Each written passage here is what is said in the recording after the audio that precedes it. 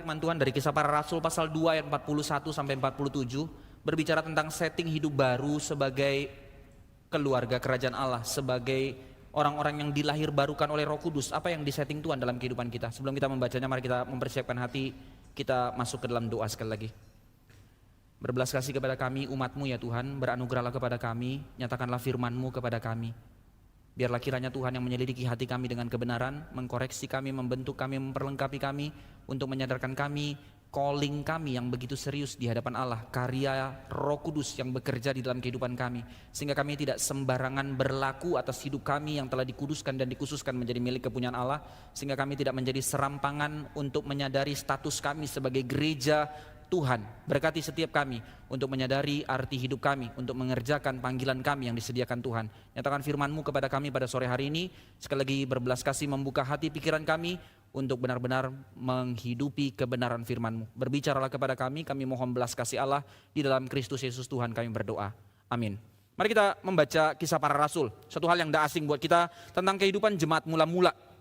Kisah Para Rasul pasal yang kedua dari ayat yang ke-41 hingga ayat yang ke-47. Kita baca bergantian bagian ini, saya 41, jemaat sekalian 42, demikian seterusnya hingga ke-47. Demikian firman Tuhan. Orang-orang yang menerima perkataannya itu memberi diri dibaptis, dan pada hari itu jumlah mereka bertambah kira-kira 3.000 jiwa. Dalam persekutuan. Dan mereka selalu berkumpul untuk memecahkan roti dan berdoa. Maka takjublah mereka semua, terjemahan lebih tepat, takjublah mereka semua, sedang rasul-rasul itu mengadakan banyak mukjizat dan tanda. Dan semua orang yang telah menjadi percaya tetap bersatu, dan segala kepunyaan mereka adalah kepunyaan bersama. Dan selalu ada dari mereka yang menjual harta miliknya lalu membagi-bagikannya kepada semua orang sesuai dengan keperluan masing-masing. Dengan bertekun dan dengan sehati mereka berkumpul tiap-tiap hari dalam bait Allah. Mereka memecahkan roti di rumah masing-masing secara bergilir dan makan bersama-sama dengan gembira dan dengan tulus hati. Sama-sama sambil memuji Allah, dan mereka disukai semua orang. Dan tiap-tiap hari Tuhan menambahkan jumlah mereka dengan orang yang diselamatkan. Saudara sekalian, di dalam hari Pentakosta kita sudah mendengar ya, bukan suatu hal yang asing buat kita ketika mereka dipenuhi oleh Roh Kudus. Apa yang terjadi, mereka mengkabarkan Injil di dalam berbagai macam bahasa. Tapi tidak berhenti di situ, ternyata orang-orang yang memandang itu tidak semua berlaku positif terhadap kejadian itu. Ada tudingan-tudingan dari dunia kepada mereka. Ketika mereka berbahasa lidah itu, mereka dikatakan menjadi pemabuk, mereka sedang mabuk. Maka Petrus berdiri mewakili seluruh rasul, ya memang dia menjadi kepala rasul pada saat itu. Dia berdiri menyatakan firman Tuhan, lalu dia mulai bersaksi. Dia memberitakan firman Tuhan. Ini khotbah sulung pertama ketika gereja berdiri. Dimulai Roh Kudus turun, maka khotbah sulung pertama diwakili oleh Petrus. Bukan seorang retorik yang sangat baik, bukan dengan satu sistematik yang begitu luar biasa. Kalau kita compare dengan di dalam pasal 7 bagaimana Stefanus berkhotbah begitu dalam secara teologis. Petrus begitu sederhana, and yet dia dipakai Tuhan. Maka Petrus memulai khotbahnya dengan menyatakan bahwa mereka tidak mabuk di dalam ayat sebelumnya di dalam pasal 2 ya.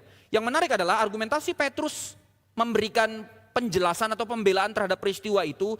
Petrus tidak hanya sekedar bilang mereka tidak mabuk, tapi Petrus menarik para pendengar itu kepada perjanjian lama, bahwa apa yang terjadi pada saat itu adalah satu nubuatan yang sudah ditetapkan Allah jauh sebelumnya. Itu sebab khotbah yang dikatakan oleh Petrus, dia menarik kata kepada kitab Yoel pasal 2 ayat 38 sampai 32. Saudara, kita tahu kan ya, Petrus hanya seorang nelayan biasa, bukan seorang scholar yang berpendidikan tinggi. Hanya di dalam karya Roh Kudus dia boleh melihat kepada kedalaman kebenaran firman Tuhan. Ya ini cara Roh Kudus bekerja dalam kehidupannya. Maka Petrus langsung menarik hubungan bahwa apa yang terjadi di dalam peristiwa itu sehubungan dengan janji Tuhan, paralel dengan apa yang dikatakan, yang dinubuatkan di dalam kitab Yoel, bahwa Tuhan sedang mencurahkan rohnya dengan cara yang baru.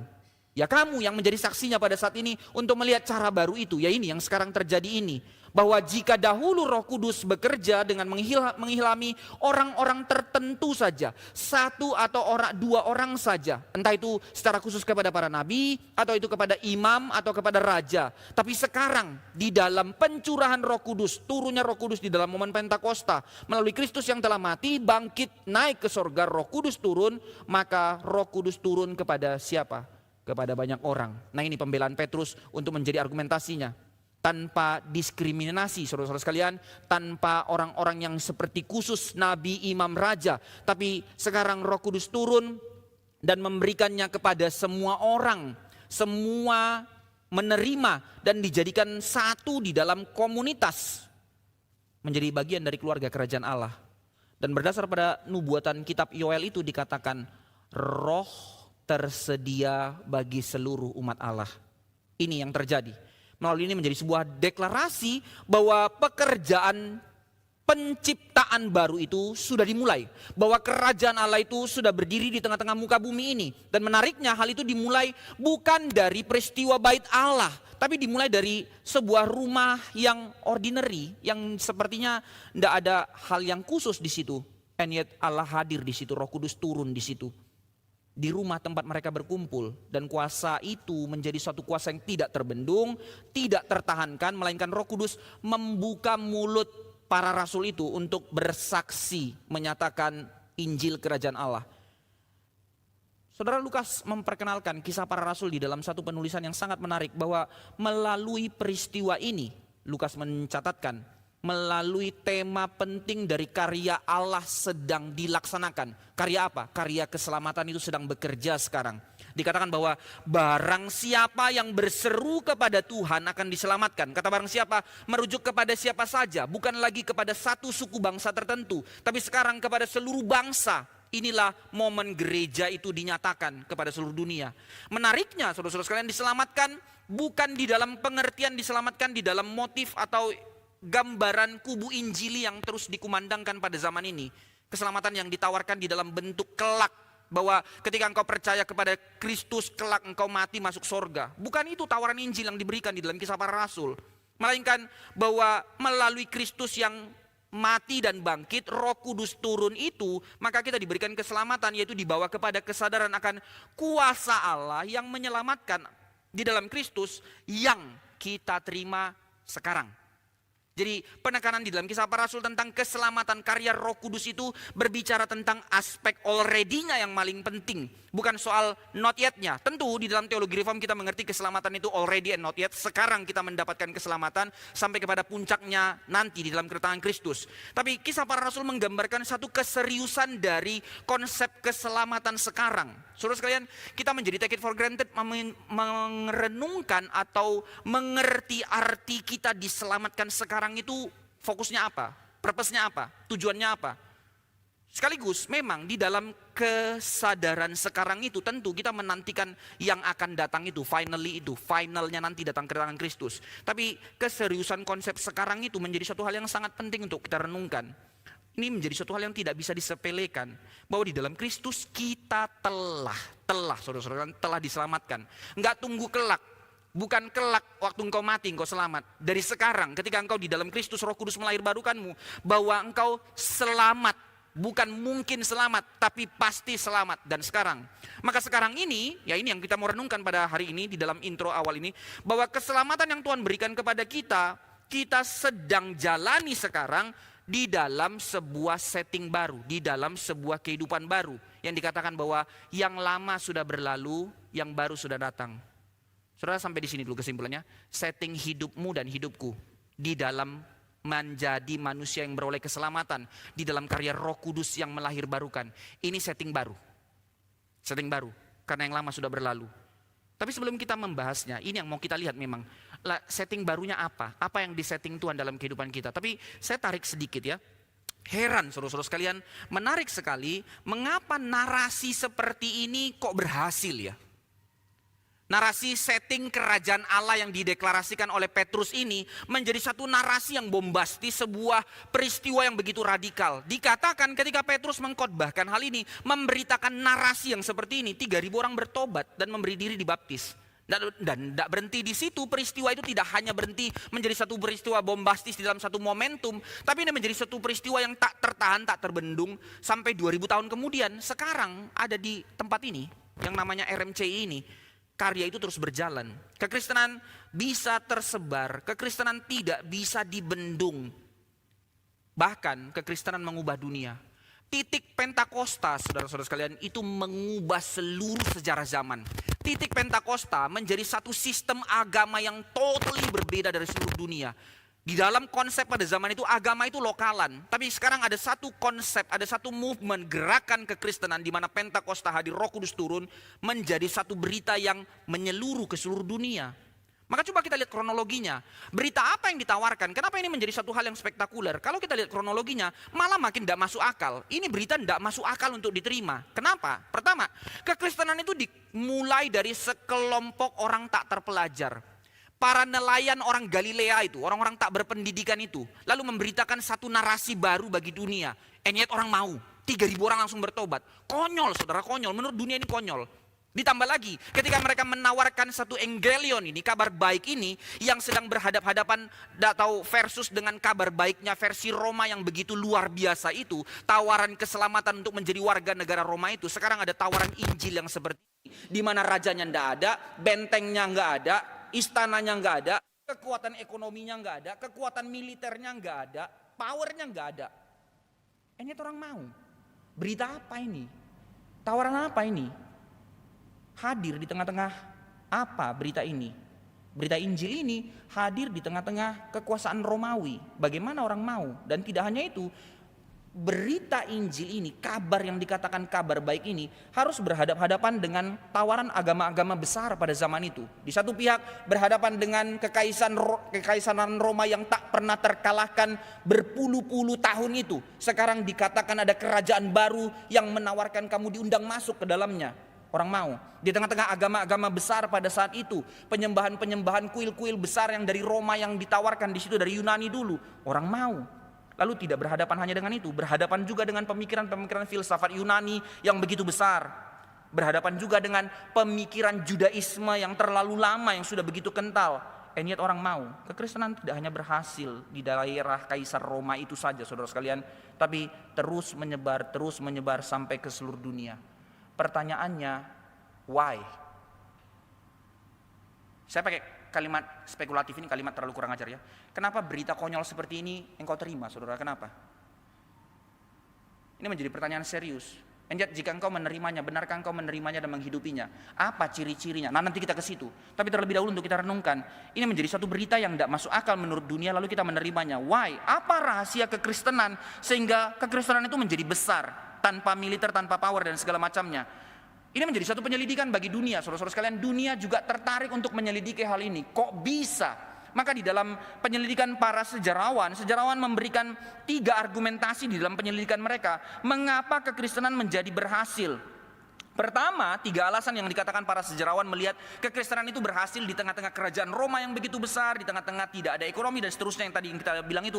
And yet kekristenan itu berhasil karena 3 hal ini. Pertama, kata para sejarawan, ada poin benarnya memang bahwa kehidupan orang Kristen itu menjadi sebuah kehidupan yang ketika mereka menjadi manusia baru itu, mereka totally berbeda dengan kehidupan orang di sekitarnya. Apa yang menjadi slogan kehidupan orang Kristen yang menjadi pegangannya, yang genuine, yang tidak bisa dikopi oleh agama apapun? Tema kekudusan menjadi sentralitasnya. Ini yang disebut dengan setting new life orang Kristen, hidup dalam kekudusan. Sehingga orang melihat mereka berbeda secara total. Di dalam realita kehidupan pada zaman itu, pelacuran menjadi suatu hal yang common, judi dan segala macam itu menjadi sebuah atraksi yang nggak ada dosa di dalam motif itu. And yet orang Kristen memilih untuk tidak hidup sama dengan dunia. Ini satu magnet yang membuat orang ikut kepada kekristenan. Yang kedua, kehidupan orang Kristen itu menjadi kehidupan yang tidak hanya untuk dirinya sendiri, tapi menjadi kehidupan yang sangat peduli kepada orang lain. Khususnya kepada orang-orang yang termarginalkan, para janda-janda miskin, anak-anak terlantar, bahkan orang-orang kusta itu. Mereka yang datang melayani mereka, sehingga kesaksian kehidupan mereka menjadi sebuah kehidupan yang menggerakkan orang lain untuk ikut. Dan yang ketiga, yang menarik, ini yang menjadi perbedaan kualitatif iman Kristen pada zaman itu, bahwa kehidupan komunitas Kristen itu lebih inklusif ketimbang eksklusif. Saudara, pada zaman itu semua agama itu bersifat lokalan, bersifat eksklusif. Kami dalam satu suku bangsa tertentu percaya kepada dewa tertentu, bangsamu bangsamu, bangsaku bangsaku, Tuhanmu Tuhanmu, Tuhanku Tuhanku. And yet sekarang di dalam satu berita baru ada berita tentang iman Kristen bahwa Dia Allah atas seluruh bangsa. Maka seluruh terobosan itu menerobos tentang konsep satu suku bangsa, tentang konsep teritorial yang memecah, tidak ada kesatuan di dalamnya. Tapi kekristenan sekarang datang membongkar semua konsep itu, merangkul semua orang untuk masuk ke dalamnya. bahwa mulai dari tuan sampai kepada budak, mulai dari satu suku bangsa kepada suku bangsa yang lain, mulai dari satu daerah kepada daerah yang lain, dipersatukan untuk menjadi saudara, menjadi gereja. Ini settingnya. Kehidupan orang Kristen menjadi kehidupan yang benar-benar inklusif, tidak eksklusif hanya pada dirinya. Ini alasan yang diberikan para sejarawan untuk melihat kenapa kekristenan itu tak terbendung pada zaman itu. Tapi oke lah, ya alasan-alasan ini baik. Tapi sebenarnya tidak menjawab, saudara-saudara sekalian. Setidaknya ada dua pertanyaan. Apa yang menyebabkan orang Kristen menghidupi tiga hal ini? Loh, kenapa orang Kristen jadi mau menghidupi tiga hal ini yang orang dunia tidak pernah hidupi? Sehingga itu membuat orang Kristen tidak terbendung. Loh, kenapa orang Kristennya hidupin ini? Kenapa orang Kristen menjadi berpengaruh? Karena tiga hal ini. Lah, kenapa orang Kristen menghidupi tiga hal ini sehingga menjadi pengaruh? Belum menjawab. Yang kedua juga, bahwa fakta Pentakosta yang tadi itu, peristiwa orang Kristen mula-mula itu, tiga hal ini belum terjadi kok. Mereka belum menunjukkan sebuah perubahan hidup yang radikal. Mereka belum mengalami hal-hal yang tiga hal ini. And yet 3.000 orang langsung bertobat lewat khotbahnya Petrus. Lah, kenapa? Jawabannya saudara-saudara sekalian, melampaui tiga hal ini yang ditemukan oleh para sejarawan. Mereka tidak melihat aspek transendentalnya, bahwa sebenarnya ini semua terjadi karena Roh Kudus turun. Saudara sekali ini sekali lagi sepele ya. Ya saya tahulah. Saudara, muaranya yang mau saya katakan, kenapa hidupmu menjadi hidup yang bisa pengaruh bagi dunia? Apa kredibilitasmu? Apa kapasitasmu? Mungkin terlalu kecil, mungkin terlalu sepele. And yet kalau Roh Kudus turun, nggak ada yang bisa bendung. Amin. Kecil aminnya ya. Ya, saya percaya Roh Kudus turun, tapi ya kepada Pak Tong, kepada ini. Untuk saya ya kuai-kuai gini aja. Saudara, engkau menghina dan membatasi kuasa Roh Kudus bekerja. Siapa orang-orang ini? Orang-orang ordinary ini, Petrus itu, si nelayan itu, niat dipakai Tuhan melakukan perkara besar ini. Maka ini yang mau kita lihat sebenarnya sekarang, saudara sekalian, di dalam setting kehidupan baru, kehidupan di dalam dinamika pimpinan Roh Kudus, itu bukan suatu hal yang sembarangan. Jika kita percaya bahwa kita pun bagian dari sejarah panjang gereja itu, bahwa Roh Kudus yang sama 2000 tahun yang lalu bekerja adalah Roh Kudus yang sama bekerja dalam kehidupan kita, mengapa kehidupanmu tidak berpengaruh? Mengapa zaman ini tetap menjadi gelap? Tidak mungkin, saudara, tidak mungkin. Apakah Roh Kudus menjadi lesu setelah 2000 tahun? Dia menjadi mandul dan dia tidak bisa bekerja untuk menyatakan kuasanya? No. Tapi apa yang terjadi kepada kita gereja? Kita tidak kembali untuk merenungkan betapa seriusnya panggilan atau karya Roh Kudus di dalam kehidupan kita sebagai keluarga kerajaan Allah. Ayat 37 itu mengatakan, Roh Kudus turun, Petrus berkhotbah tentang Kristus yang mati tersalib. Maka ketika dia berkhotbah mendengar hal itu, mereka seperti tertikam. They were cut to the heart. Sampai kepada hati mereka mendengar teguran Petrus itu.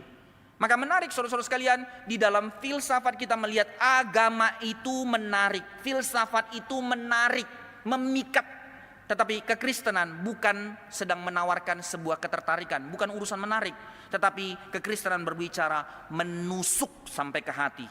Itu yang dikatakan di dalam Yohanes 16 ayat 8. Apabila Roh Kudus turun atas kamu, apabila Roh Kudus datang ke dalam dunia, ia akan menginsyafkan dunia akan dosa dan kebenaran.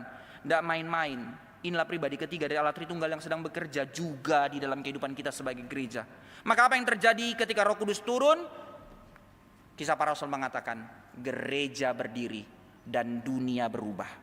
Kisah Para Rasul menjadi satu dokumen sejarah utama yang memberitahu kita tentang masa awal gereja mula-mula, yang menjadi landasan untuk kita mengerti apa itu gereja, apa arti kita menjadi gereja, apa arti menjadi hidup baru, setting hidup baru seperti apa yang disetting Tuhan.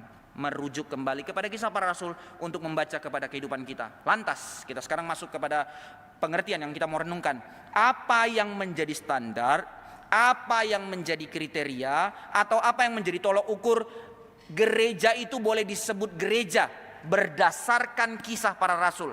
Apa yang dikatakan menjadi ciri-ciri dari gereja, ciri-ciri menjadi manusia baru menurut Kisah Para Rasul 2 ayat 41 sampai 47. Maka Kisah Para Rasul menyatakan 4 tanda gereja yang sejati. Pertama, bertekun dalam pengajaran para rasul. Tadi kita sudah membacanya. Kedua, cara hidup baru di dalam setting keluarga kerajaan Allah. Ketiga, kehidupan gereja yang menjalankan sakramen. Keempat, kehidupan doa yang tak terputus, satu konsistensi kehidupan doa. Maka keempat tanda ini, saudara-saudara sekalian, adalah keempat tanda yang satu kesatuan. Ini bukan menu yang kita boleh pilih salah satu atau pilih salah tiga. Yang lain, yang ini nggak saya kerjakan, nggak apa-apa. Yang penting tiga ini saya setia. Tidak, saudara sekalian. 4 kriteria mutlak tanda menjadi manusia baru yang dikerjakan Roh Kudus dalam kehidupan gerejanya. Maka satu keutuhan tanda gereja yang sejati yang tidak boleh dipisahkan. Kita bisa membedakannya tapi tidak bisa dipisahkan. Maka ketika saudara mengabaikan salah satu, ketika saudara tahu saudara dipanggil menjadi gereja, and yet saudara tidak mengerjakan salah satunya, atau tidak mau salah satunya, atau mengexcuse salah satunya, whatever itu, sama saja saudara sedang merusak semuanya. Gereja yang mengabaikan pengajaran yang konsisten adalah gereja yang segera kembali kepada cara pikir dan cara hidup yang lama. Sebab tidak ada landasan firman yang akan menerangi langkahmu, maka engkau akan kembali kepada hidup lamamu. Gereja yang mengabaikan komunitas, mengabaikan kehidupan keluarga kerajaan Allah, pribadi lepas pribadi yang mengaku Kristen tapi mengabaikan yang namanya kehidupan gerejawi, engkau akan hidup hanya menjadi sebuah kehidupan yang terisolasi. Tidak mungkin mampu mempertahankan kekudusan dan imanmu karena engkau jauh dari satu persekutuan sebagai keluarga kerajaan Allah. Gereja yang mengabaikan sakramen, orang-orang yang mengatakan ya pokoknya saya orang Kristen tapi mengabaikan sakramen, tidak akan mungkin bisa menjadikan Kristus sebagai pusat hidupmu. Karena apa? Tidak ada lagi kegentaran akan dosa, tidak ada lagi kesadaran akan kekudusan dari darah Kristus yang tertumpah atas hidupmu. Maka engkau akan kembali hidup sama seperti dunia hidup. Dan yang terakhir, katakanlah engkau menjalankan pengajaran yang konsisten, engkau hidup dalam komunitas gereja, engkau menjalankan sakramen, tapi yang keempat, engkau tidak menjalankan kehidupan doa, maka engkau akan menjadi gereja yang kehilangan arah dan tujuan. Karena nggak punya kepekaan, nggak punya kesadaran untuk menjalankan apa yang menjadi kehendak Allah. 4 hal ini tidak bisa dipisahkan, tidak bisa diabaikan salah satu. Maka 4 tanda inilah yang menjadi ciri-ciri kehidupan gereja mula-mula yang membuat mereka tak terbendung, yang membuat mereka mengubah sejarah dunia. Sebenarnya sampai di sini tidak perlu dijelaskan. Saudara pulang, renungkan 4 hal ini, hidupi 4 hal ini, engkau akan menjadi gereja dan kita akan menjadi gereja. Tapi ya nggak sesederhana itu ya. Kita masuk ke dalam kedalamannya untuk mengerti dan untuk mendalami betapa seriusnya calling ini untuk kita hidupi di dalam kehidupan kita sebagai gereja. Sekarang kita coba lebih dalam untuk melihat 4 setting ini. Setting kehidupan baru yang diberikan Allah untuk kita hidupi. Setting kehidupan baru yang dipimpin Roh Kudus untuk kita jalankan dalam kehidupan kita. Yang pertama, apa tanda gereja yang sejati? Apa panggilan kita di dalam kehidupan baru yang diberikan Allah? Yaitu mengabdikan diri pada pengajaran para rasul. Ayat 42 itu saya bacakan sekali lagi buat kita ya. Apa yang dikatakan di situ? Mereka bertekun dalam pengajaran rasul-rasul dan dalam persekutuan. Saudara, apa yang mereka kerjakan? Mengabdikan diri, bertekun pada pengajaran para rasul. Kata pengajaran yang dipakai di situ di dalam terjemahan yang lebih tepatnya, mereka bertekun atau mengabdikan diri pada doktrin, mengabdikan diri kepada doktrin pengajaran para rasul. Ini terjemahan yang lebih tepat. Maka kita tidak terlalu asing memang dengan kata doktrin. Orang reform kok, ya biasalah dengan kata doktrin, gitu kan ya. Tapi ketahuilah saudara-saudara sekalian, hal yang sangat ironis di dalam gereja secara umum, gereja terlalu alergi terhadap hal ini. Kalaupun nggak alergi, gereja terlalu menampik untuk menyepelekan berbicara tentang doktrin. Justru padahal yang menjadi keseriusan dari tanda gereja yang sejati, keseriusan dari gereja yang mengubah dunia adalah gereja di dalam mengalami hidup baru dimulai dari haus akan kebenaran, haus akan pengenalan akan Allah, doktrin. Maka gereja yang sejati bukan haus kepada utopia. Gereja yang sejati bukan haus kepada pemuasan emosi. Itu sebab gereja menjadi bias. Gereja menjadi gereja yang ngawur dan palsu. Ketika terus hanya membawa manusia kepada pembiusan emosi, utopia, euforia. Bukan itu gereja, saudara sekalian. Sekali lagi, Alkitab begitu serius mengatakan gereja mula-mula, new setting of life. Dimulai dari apa? Haus akan kebenaran. Maka gereja mula-mula sangat menyadari akan hal ini, sangat concern dengan hal ini. Di tengah-tengah kehidupan mereka yang harus berhadapan dengan teologi Judaisme yang membaca perjanjian lama dengan cara pandang yang berbeda. Di tengah-tengah kemudian berhadapan dengan kerajaan Romawi dan filsafat Yunani itu. Bagaimana mereka berdiri tegak untuk mengerti setting hidup baru yang berbeda dengan dunia. Jika engkau tidak kembali kepada firman, mana mungkin? Maka gereja perlu memahami kebenaran firman Allah menjadi landasan, menjadi kekuatan, menjadi cara pandang, worldview untuk engkau bisa punya standpoint. Saudara, engkau mengatakan engkau Kristen, tapi engkau mengatakan engkau tidak menjadi orang yang tertarik kepada kebenaran. Ada orang-orang bertanya, Pak, bagaimana? Yang penting saya adalah orang yang sudah percaya Yesus, hidup saya baik-baik. Untuk urusan baca firman lah, baca buku lah dan segala macam, yang penting kan saya baik. Saudara, apa definisimu baik? Baik berdasarkan kriteria apa dan apa yang menjadi motivasimu jika engkau jauh dari firman? Omong kosong. Maka kebenaran firman Allah ini yang menjadi focal point dari kehidupan baru. Mereka sangat serius untuk memfokuskan diri mengejar hal ini. Doktrin yang benar, pengajaran para rasul, sehingga iman mereka tidak gampang digoncangkan. Langsung pembalikan saja. So self-reflection. Kenapa engkau menjadi orang yang terlalu gampang diombang-ambingkan di tengah-tengah dunia? Cuman satu masalah pertama dan utama dalam hidupmu. Hatimu jauh dari kebenaran.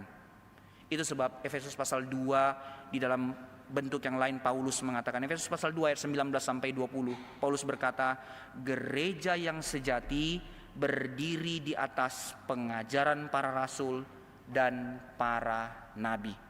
Gereja yang terus hanya berdiri kepada bisikan lah, utopia lah dan segala macam. Gereja-gereja yang mengaku masih ada hamba Tuhannya seperti nabi dan rasul yang terangkat lah dan segala macam. Sudah pasti saudara tinggalkan, sebab itu bukan gereja. Maka gereja mula-mula segala keputusan hidup mereka, segala hal yang mereka harus lakukan, mereka mengambilnya di dalam keputusan mengacu kepada pengajaran para rasul. Ini landasan iman yang benar.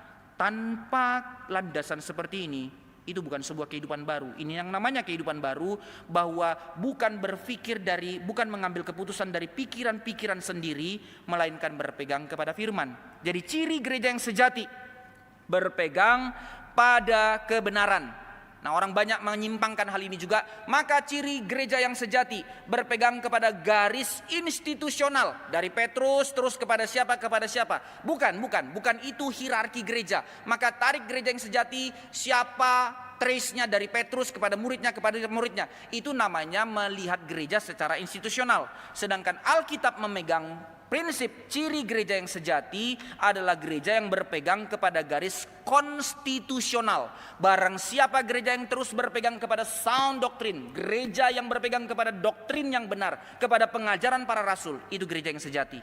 Bukan hanya secara institusinya, tapi secara personalnya. Saudara, kita mengatakan diri kita gereja, tapi kita jauh dari firman. Apa arti hidupmu sebagai gereja jika demikian? Ini ciri yang pertama.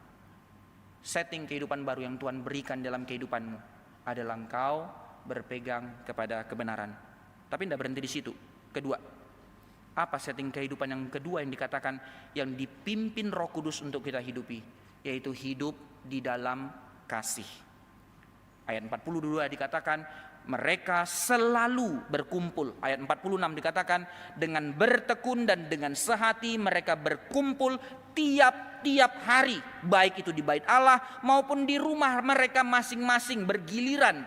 Maka apa maksud dari ayat 42 dan 46 ini? Mereka selalu berkumpul dengan bertekun dan sehati berkumpul tiap-tiap hari, baik di bait Allah atau di rumah. Apa yang mau ditekankan? Bahwa saudara sekalian, setting baru di dalam pimpinan Roh Kudus, Tuhan telah mengubah mereka bukan hanya untuk mengalami keselamatan secara individual. Kalau berhenti di dalam setting pertama tadi, saya diubahkan, maka saya mau mencintai kebenaran, berhenti di sini. Tidak. 4 hal, satu paket yang gak bisa dipisahkan. Di dalam setting baru saya dipimpin untuk mencintai kebenaran, haus kepada kebenaran. Maka itu memimpin saya untuk tidak hanya berhenti kepada individual saya, self saya sudah selamat, saya sudah percaya Yesus. Tidak. Justru panggilan keselamatan itu, setting hidup baru itu menarik saya keluar dari ego dan self untuk masuk ke dalam komunitas. Ini tanda gereja yang sejati.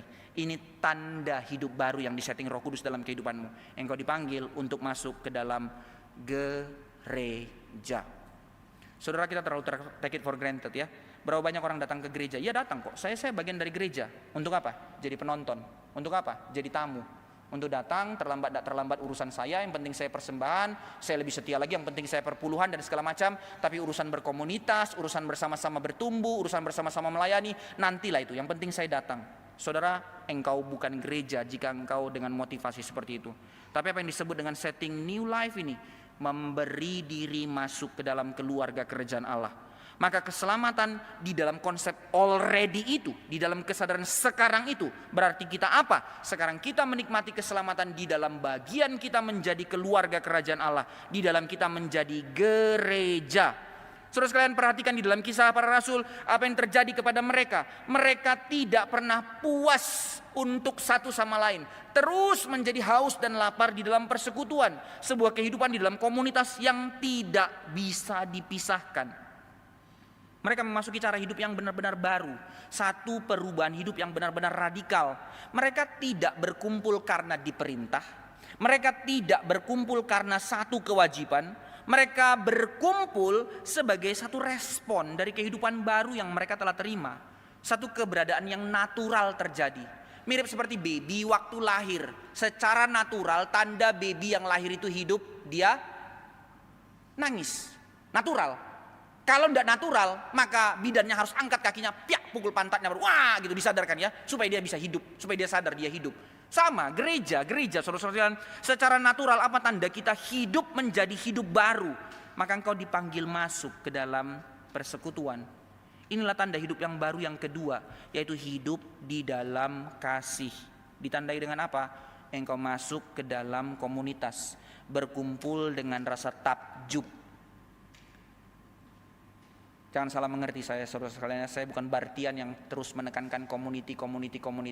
Tapi kembali kepada firman, itu prinsip yang pertama tadi, di dalam kebenaran firman, dan kembali kepada persekutuan sebagai gereja yang tentunya di dalam dasar Kristus yang telah menebus untuk kita disatukan menjadi bagian dari keluarga kerajaan Allah.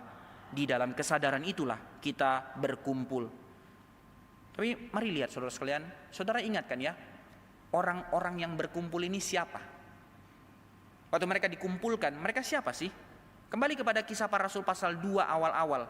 Dikatakan adalah orang dari berbagai macam negara berkumpul di Yerusalem untuk merayakan Pentakosta. Baik itu orang Yahudi diaspora, baik itu orang-orang asing yang mau ikut di dalam menjadi agama Yahudi, maka mereka berkumpul di dalam daftar nama negara-negara atau kota-kota yang dikatakan di dalam Kisah Para Rasul 2 itu setidaknya 15 sampai 16 negara di situ. Mereka datang dari segala bangsa dengan berbagai macam karakter, dengan berbagai macam budaya, dengan berbagai macam suku bahasa, dengan berbagai macam latar belakang yang berbeda, taraf ekonomi yang berbeda, dan segala macam perbedaan total. Maka tidak ada titik temu, tidak ada common ground yang menjadikan satu alasan untuk mereka bisa bersatu. Nggak ada alasan itu. Tapi apa yang terjadi? Mereka bersatu jadi gereja. How? Saudara, mari kita lihat ya. Di dunia ini juga banyak komunitas kan ya. Bukan hanya gereja komunitas. Di dunia juga punya komunitas. Setidaknya komunitas yang tertua, bukan ya keluarga tentu komunitas tertua, tapi komunitas yang lucu-lucuan, tapi komunitas tertua yang dari dulu ada sampai sekarang ada. Komunitas apa? Ibu-ibu arisan. Komunitas kan ya? Komunitas. Apa yang menjadikan mereka komunitas? Dunia punya komunitas, politik punya komunitas. Marxisme menjadi komunisme, sosialisme, komunitas. Atau apa lagi? Republik, komunitas. Atau komunitas yang lain. Komunitas kamera, komunitas sepeda, komunitas whatever. Komunitas, saya pernah baca, komunitas mobil Fortuner gitu kan ya. Wah, sebut merek saya, promosi. Bukan. Komunitas mobil Fortuner. Oh, belum spesifik. Mari kita kerucutkan lagi. Komunitas mobil Fortuner keluaran tahun pertama. Gila ya, ada begitunya. Komunitas mobil Fortuner 2004 atau berapa begitu ya. Saudara, kita juga punya komunitas kan ya. Komunitas apa? Komunitas logo Monas di belakang mobilmu itu. Nggak saling kenal sih, tapi waktu di jalan lihat, mobil depan ada logo Monasnya, potong-potong mau lihat kenalnya ya. Oh nggak kenal sih, ya sudah jalan aja gitu ya. Saudara nggak rasa saling memiliki, tapi rasa ada satu kesadaran kebersamaan. Walaupun nggak saling kenal, coba mobil itu berhenti di tol, entah bannya bocor, saudara akan berusaha untuk tolong kan ya. Nggak kenal, tapi sama-sama komunitas logo Monas, komunitas logo STEMI atau apalah begitu ya. Komunitas. Tapi perbedaannya apa, saudara sekalian? Yang mempersatukan mereka apa? Kesamaan selera, kesamaan hobi, ada satu kesadaran kesamaan, homogenitas. Tapi apa yang terjadi kepada gereja mula-mula? Mereka tidak bersatu karena homogenitas. Tidak ada satu alasan pun, tidak ada satu common ground pun yang membuat mereka bisa bersatu. And yet mereka bersatu. Nah, di sini kita boleh melihat titik pertama satu komunitas bersatu, meski dengan kompleksitas keragaman mereka dari latar belakang budaya yang berbeda-beda, mereka tidak memiliki kesamaan, namun mereka berkumpul didasari oleh apa? Menjadi manusia baru. Saudara, mari perhatikan di sekitarmu. Ini kan gereja, berbeda latar belakang, tua, muda, berbeda suku, berbeda culture, berbeda cara pandang, berbeda gender dan segala macam, tapi dijadikan satu gereja. Ini kita, saudara sekalian. Bagaimana mungkin ini bisa terjadi? Saudara cari lihat di mana agama yang bisa seperti ini. Ada sekat-sekat di ruang-ruang ibadah agama. Tapi kekristenan breakthrough semuanya itu menjadi satu di dalam satu kesadaran sebagai gereja yang adalah keluarga kerajaan Allah. Somehow kita nggak melihat ini beauty, padahal ini satu terobosan yang membongkar seluruh paradigma dunia. Nggak ada setting ini dalam dunia, saudara sekalian. Kekristenan yang memulai ini. Maka apa yang mendasari semua itu? Yaitu kehidupan komunitas Kristen di dalam konsep tadi yang inklusif. Kekristenan datang merangkul semua orang dan semua lapisan dipersatukan menjadi saudara. Bukan dengan motif kompromi. Sebab Tuhan memanggil kita ke dalam untuk dipanggil menjadi kudus, untuk diutus keluar untuk menjadi terang bagi dunia. Ini motif inklusifnya, bukan motif yang kompromi dengan dosa. Tapi pertanyaannya, apa yang membuat orang-orang itu, orang-orang yang berbeda-beda itu menjadi satu? Hanya satu alasan, Roh Kudus yang bekerja menyatukan kita di dalam penebusan Kristus. Maka mereka dipenuhi oleh kasih. Ini catatannya Alkitab. Maka setiap orang yang mengalami lahir baru, termasuk kita pada saat ini menjadi satu cerminan, harusnya, tidak mungkin tidak, harusnya mengalami hal ini. Menerobos seluruh culture kita, menerobos seluruh strata ekonomi kita. Oh, saya ekonominya beda pergaulan saya. Saudara, jika hatimu masih demikian, benarkah Kristus yang memimpin hidupmu? Hartamu yang menjadi Tuhanmu. Jika culturemu yang lebih tinggi daripada Tuhanmu, culturemu yang menjadi Tuhanmu. Tapi Roh Kudus mengubah untuk breakthrough semua ini. Bukan hanya kita. Mari lihat, Paulus, saudara sekalian, Paulus pun mengalami hal ini. Seorang Judaisme di dalam Farisi yang begitu ketat, yang merasa dirinya eksklusif berbeda dengan dunia. Tapi apa yang terjadi ketika dia diubahkan? Dia menjadi orang yang menyerahkan total hidupnya untuk hidup di dalam kasih. Apa yang dikatakannya? Kepada Yahudi aku menjadi Yahudi, kepada Yunani aku menjadi Yunani, kepada orang kaya aku menjadi orang kaya, menjadi orang miskin. Di dalam segala aspek aku bisa menerobos. Tidak ada barrier lagi di situ. Thomas dengan segala keyahudiannya, tapi sekarang diubahkan Tuhan untuk mau rela pergi sampai ke India yang tidak pernah mau masuk hitungan itu. Orang-orang yang diubahkan, saudara sekalian. Demikian juga kita. Inilah yang disebut sebagai gereja. Setting hidup baru yang diberikan Tuhan kepadamu. Dipimpin di dalam kebenaran untuk hidup dalam kasih. Berkumpul menjadi satu komunitas. Apa yang mereka lakukan? Tidak berhenti di situ. Sekali lagi ya. Tanda setting hidup baru yang dipimpin Roh Kudus untuk dikerjakan di dalam hidupmu dan hidupku sebagai manusia baru. Pertama, bertekun dalam pengajaran Rasul, kembali kepada kebenaran. Kedua, hal yang begitu serius dan begitu radikal dikerjakan Roh Kudus dalam kehidupanmu. Engkau dipenuhi dengan kasih. Ada kerelaan untuk memberi diri masuk ke dalam persatuan persekutuan gereja Tuhan. Ini yang dikatakan menerobos motif penciptaan. Seperti sebagaimana Adam dan Hawa di dalam persekutuannya, mereka telanjang dan tidak menjadi malu. Sekarang di dalam penebusan, motif itu muncul. Jangan bilang di gereja jadi pesta seks bebas, orang gila berpikir literal ya, bukan. Tapi motif yang dikatakan adalah apa? Sebagai ciptaan baru. Roh Kudus tidak bekerja. Engkau membatasi karya Roh Kudus untuk gereja dinyatakan melalui hidupmu. Berubah, saudara sekalian, berubah. Panggilanmu untuk tidak disetting Tuhan sedemikian, tapi engkau dipanggil untuk menjadi gereja.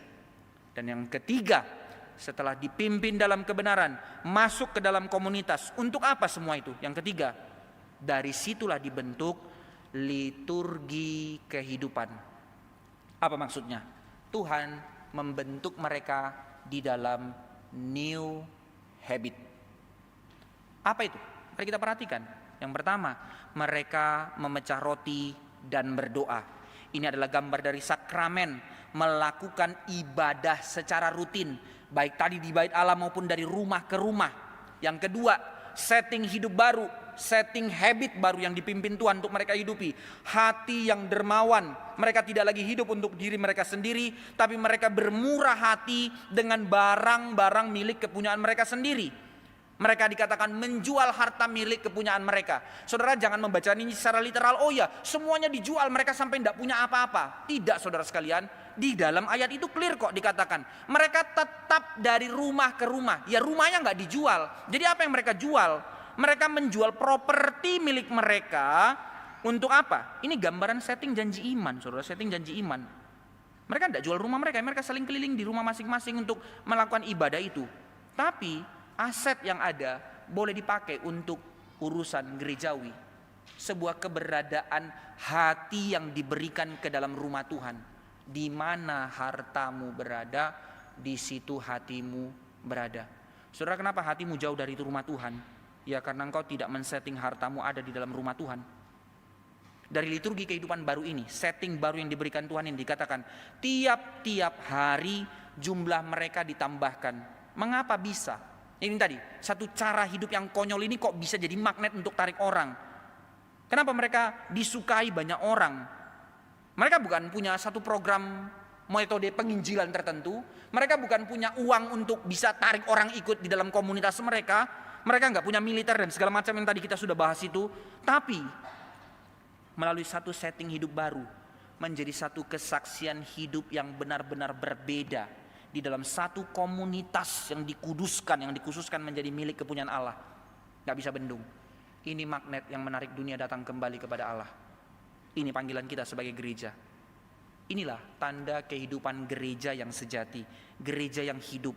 Yaitu gereja yang hidup di dalam kebenaran, gereja yang hidup di dalam komunitas, di dalam satu persekutuan. Baik mulai dari skala besar sampai ke dalam skala kecil. Itu sebab saudara sekalian, di dalam surat yang lain para rasul mengatakan jangan menjauhkan diri dari pertemuan-pertemuan ibadah. Gereja memfasilitasinya. Di dalam pimpinan Roh Kudus gereja diberi hikmat untuk mengundang kita gereja demi gereja di dalam satu kesatuan untuk bertumbuh bersama. And yet engkau take it for granted. Seharusnya saudara sekalian ini menjadi cermin untuk kita pada saat ini. Apa arti saya jadi gereja ya? Apa tanda saya sebagai gereja? Saudara jawab. Saudara tidak jawab saya tapi jawab Tuhan di hadapan Tuhan sekarang di dalam perenunganmu. Adakah hidupmu masuk, merelakan diri masuk ke dalam persekutuan? Ini bukan satu hal yang bisa ditawar. Makin jauh hatimu dari gereja Tuhan, makin jauh hatimu dari Tuhan. Ketika engkau tetap memilih untuk menjadi penonton di dalam gereja Tuhan, maka engkau nggak akan mungkin bertumbuh. Yang kedua, tanyakan di dalam hatimu untuk meresponi panggilan Tuhan. Apakah engkau sebagai gereja engkau punya komitmen untuk memiliki satu kesadaran untuk terus bertumbuh secara doktrinal dan juga memiliki kerinduan untuk terus semakin bertumbuh di dalam aspek relational. Dua hal yang bukan menu, yang bukan pilihan, tapi satu paket. Engkau diundang untuk terus bertumbuh dalam kebenaran, engkau diundang untuk terus bertumbuh di dalam kasih, untuk menjadi satu setting baru, membentuk new habit di dalam kehidupanmu, menjadi manusia baru. Inilah gambaran itu, inilah setting yang diberikan Tuhan melalui kehidupan kisah gereja mula-mula di dalam kisah para rasul. Saudara mungkin bertanya ya, oke lah itu 2000 tahun yang lalu. Tapi kayaknya kalau untuk menerapkan setting seperti itu di dalam kehidupan kita sekarang kok kayaknya nggak mungkin ya. Benar nggak ya? Bisa nggak ya setting seperti ini real untuk bisa dijalankan di dalam gereja, di dalam konteks kita sekarang setelah 2000 tahun perjalanan gereja? Saudara, ini bukan soal bisa tidak bisa. Sebab bukan karena kekuatanmu. Roh Kudus yang sama 2000 tahun yang lalu bekerja, sekarang menjadi Roh Kudus yang sama yang bekerja di dalam sekarang ini. Roh Kudus yang memberi panggilan yang sama kepada mereka. Mereka juga orang-orang ordinary, orang-orang biasa yang sedang berhadapan-hadapan dengan dunia yang begitu besar. Lalu kita bilang, iya kita lebih berat. Saudara kegeeran, saudara kegeeran. Justru sebenarnya saudara yang tidak mau membuka hatimu untuk melihat Allah Roh Kudus bekerja. Ini masalahnya. Justru panggilan kita adalah panggilan yang sama. Roh Kudus yang bekerja di dalam gereja, di dalam sejarah adalah Roh Kudus yang sama yang bekerja dalam kehidupan kita sebagai gereja sekarang. Untuk memanggil kita dalam undangan yang sama, panggilan mulia yang sama. Maka kita harus baik-baik mengevaluasi diri kita. Menyatakan diri kita sebagai gereja itu artinya apa? Dengan melihat kehidupan kembali, cerminan dari gereja mula-mula. Apa yang menggerakkan mereka sehingga mereka mampu menghidupi kehidupan yang demikian? 46-47 bagian penutup di dalam firman Tuhan pada hari ini. Dikatakan dengan gembira dan dengan tulus hati sambil memuji Allah. Ini yang menjadi kekuatan mereka. How mereka mampu menghidupinya di tengah segala tantangan yang tidak gampang itu. Di dalam perjalanannya bahkan sampai kepada aniaya diteruskan di dalam Kisah Para Rasul. And yet mereka terus bergerak, tidak bisa dibendung oleh dunia. Why? Dikatakan karena mereka bergembira dengan tulus hati sambil memuji Allah. Apa kuncinya? Sebuah kehidupan yang terus memuji Tuhan. Ini rahasia kehidupan orang-orang yang dipimpin di dalam kehidupan menjadi manusia baru. Bahwasanya saudara sekalian, dengan hati yang terus memuji Tuhan, itu membawamu kepada kegembiraan dan kepuasan. Itu akan membawamu kepada kesadaran apa yang menjadi rancangan Tuhan. Engkau akan melihat bagaimana Tuhan bekerja. Engkau akan melihat bagaimana tangan Tuhan memimpinmu. Karena satu kegirangan untuk terus makin memuji Tuhan. Saudara, saya kasih tarikan secara filosofis sedikit ya. Orang yang menikmati sebuah objek yang indah, dia akan lebih menikmatinya ketika apa? Ketika kenikmatannya itu diekspresikannya. Maksudnya bagaimana? Saya menyukai sebuah objek yang indah. Maka ketika saya mengekspresikannya keluar, mengungkapkannya, kesukacitaan saya itu bertambah. Itu secara psikologi terjadi dalam kehidupan manusia. Justru akan semakin limpah. Saudara, ini yang disebut dengan seorang yang bersuka karena kabar baik. Ketika kita menikmati sesuatu hal, kita tidak tertahan untuk memberitakannya. Di dalam pelatihan penginjilan itu yang saya bilang, tidak ada orang yang tidak pengkabar-kabar baik di dunia ini. Minimal kabar penginjil bakso. Saudara, kalau nikmati suatu makanan, tertahankah dalam mulutmu untuk menahan beritanya? Enggak. Ketemu sama satu orang, bro, tadi saya baru dari Jakarta Timur, ketemu satu tempat makan babi panggang baru. Beda.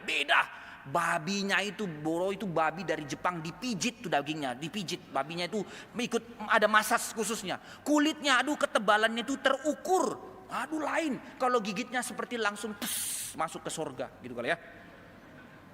Orang dengar, gila, gua rugi kalau nggak pergi. Saya harus pergi ke situ. Nah itu, kesadaran mengekspresikan satu sukacita. Itu akan membawa kepada satu kenikmatan. Sama lah seperti di dalam relasi pasangan, entah pacar, entah suami atau istri. Ketika di dalam satu relasi menyatakan pujian itu menjadi satu kenikmatan kan ya. Sudah saya tulis, tapi ada istri saya di sini ya, enggak apa-apa lah ya, jadi ilustrasi dia. Saudara, di dalam masa pandemi setelah beberapa minggu, setiap kali saya pulang, yang pertama kali saya urus itu anjing. Karena mau mandi lagi, ngurus anjing lagi. Jadi pas pada saat pandemi ya pulang dari luar, ya udah urus anjing dulu, setengah jam latih, bawa keliling-keliling. Setelah selesai baru saya mandi. Biasanya udah pulang malam. Setelah mandi main sama anak, wah main Smackdown. Oke, setelah mereka datang ke pelukan mamanya, tidur. Ya mamanya nggak saya urus kan ya. Nah, 1 hari, 2 hari, 3 hari, 4 hari, 1 minggu, 2 minggu, keluarlah angin nubuatan dari surga. Anak saya namanya Benedik, kasih tahu papa ya, dia masih punya istri. Wah, jebret gitu kan ya. Hanya sebuah kesadaran untuk mengekspresikan. Seperti saya menyambut anak saya, anjing saja saya sambut main-main gitu ya. Istri lupa, saudara, istri lupa. Cuman bilang, kamu cantik gitu kan ya. Sesederhana itu. Somehow, nah ini juga, ya saya memang sangat kurang untuk mengapresiasi. Paling dia ke salon 1 kali 2 kali setahun paling ya, kurang lebih. Ya mungkin setahun juga cuma sekali. Tapi apa yang menjadi harapannya? Ya paling tidak pulang sudah beda gitu, tampil beda, pulang. Ya oke, langsung masuk kamar, langsung persiapan. Boya bilang dulu, kok rambutmu beda? Diekspresikan satu kesukacitaan di dalamnya. Sama saudara sekalian, maksud saya memberikan ilustrasi itu apa?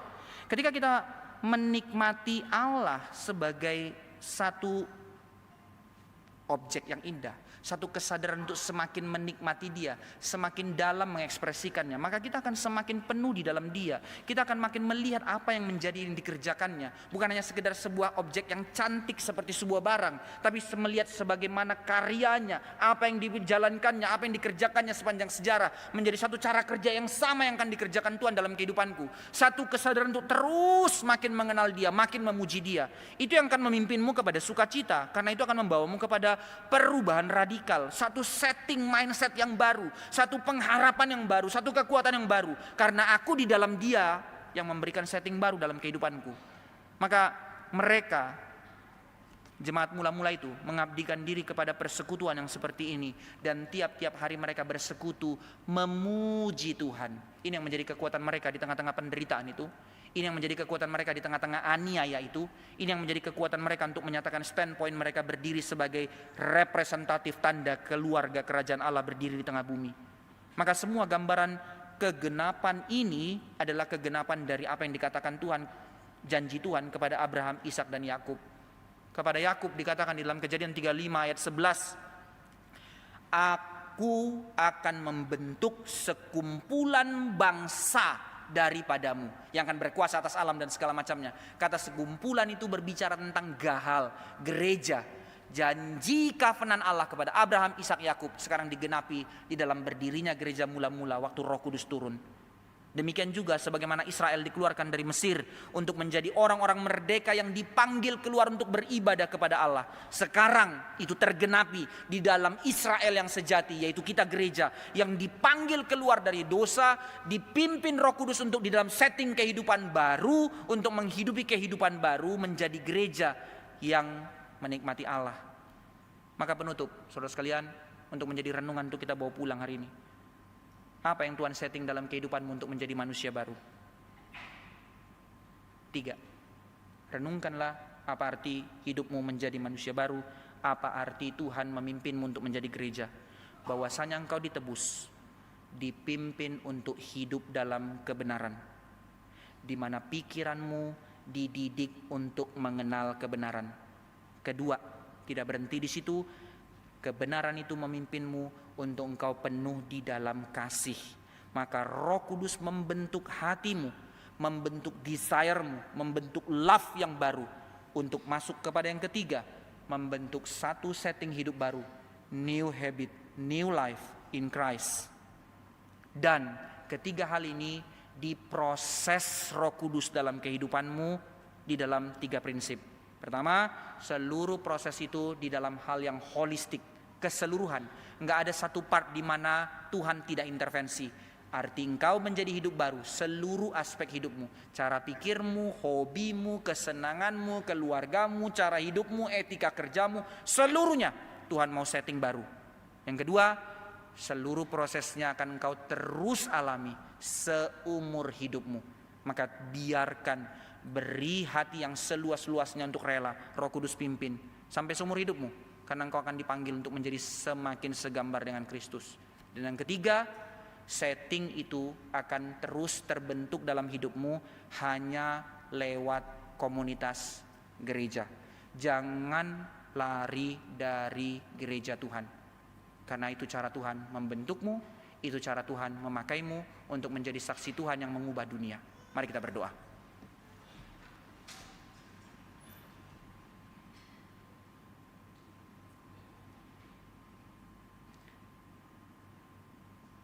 Menjadi manusia baru, lahir baru, percaya Yesus, tinggalkan dosa, justification by grace, dan segala macam term-term teologi. Kami tahu Tuhan. Tapi hati kami terlalu kecil untuk mau menerima seluas-luasnya Roh Kudus memimpin kami. Oh Tuhan, berbelas kasih kepada kami untuk kami tidak menjadi orang-orang take it for granted. Sedemikian limpahnya means of grace yang Tuhan sediakan melalui gereja ini, kebenaran firman Tuhan yang diberikan untuk kami boleh terus bertumbuh dan belajar, kiranya kami tidak lagi mengabaikannya. Sedemikian seriusnya panggilan untuk kami berkomunitas sebagai gereja Tuhan yang dikuduskan, yang dibentuk di dalam kesehatian untuk saling ketersalingan satu sama lain.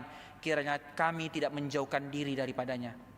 Sedemikian seriusnya Tuhan mau membentuk kami menjadi manusia baru di dalam new habit, new life, melalui satu komunitas, melalui satu pembentukan untuk menghancurkan ego kami, untuk membentuk kami menjadi orang-orang yang semakin segambar dengan Kristus. Kiranya kami tidak membangun tembok di mana Tuhan tidak boleh intervensi.